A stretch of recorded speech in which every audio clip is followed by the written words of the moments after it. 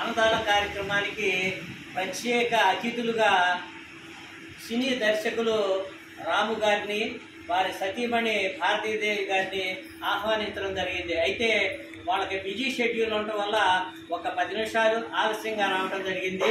అయినప్పుడు కూడా అన్నదానం జరిగే సమయంలో రావటం అనేటువంటిది మా పట్టమోహన్ రావు పుష్పల్లి చారిటబుల్ ట్రస్ట్ వారికి మరి చాలా ఆనందదాయకమని తెలియజేస్తూ, అన్నంతోనే మనిషి సంతృప్తి చెందుతాడు.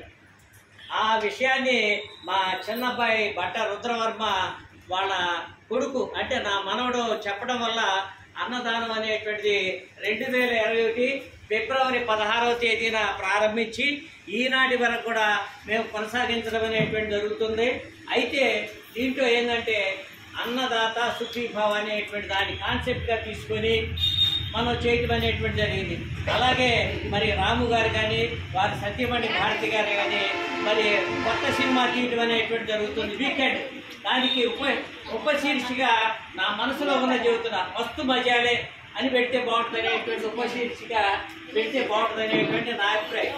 కాబట్టి ఇటువంటి ఉత్సాహవంతులు మన ప్రాంత వాసులు అయినటువంటి వీళ్ళకి వీకెండ్ సినిమా మంచి భవిష్యత్తును అందజేయాలని గంగా ప్రవరాంబ సమేత నాగలింగేశ్వర స్వామి ఆశీస్సులు ఎల్లవేళ వీళ్ళకు ఉండాలని మనస్ఫూర్తిగా కోరుకుంటూ రాము గారిని 2 మాటలు మాట్లాడవలసిందిగా కోరుతున్నారు.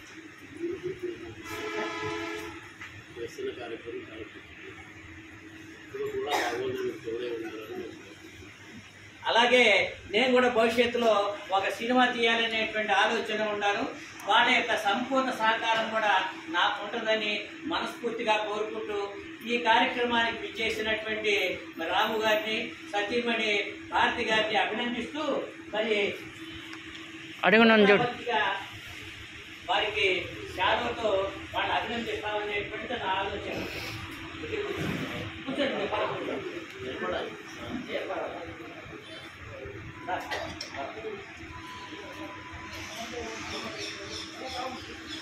పెట్టుకున్నావా?